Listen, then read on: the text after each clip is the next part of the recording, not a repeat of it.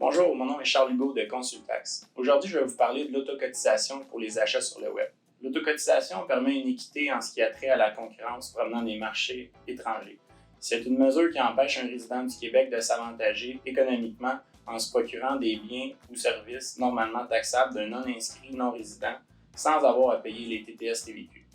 L'acquéreur est responsable du paiement des TPS-TVQ pour les acquisitions à l'extérieur du Québec.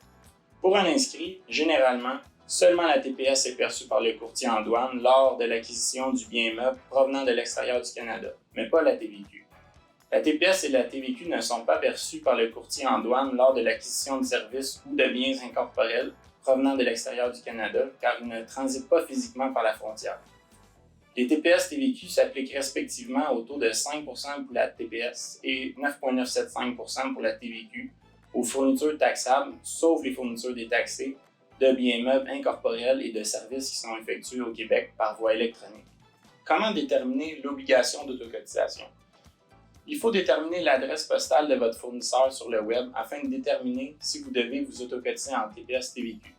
En effet, s'il s'agit d'un fournisseur du Québec, vous n'avez pas à vous autocotiser. C'est le fournisseur qui a l'obligation de percevoir les TPS-TVQ. Si vous n'êtes pas certain de la dite adresse du fournisseur ou si l'adresse du fournisseur est à l'extérieur du Canada ou du Québec et qu'il n'a pas perçu la TPS ni la TVQ, vous devez vous autocotiser si le bien ou le service n'est pas acquis exclusivement pour l'utilisation dans le cadre des activités commerciales.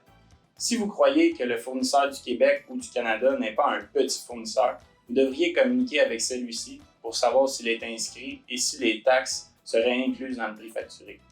Si vous avez des questions, n'hésitez pas à me contacter.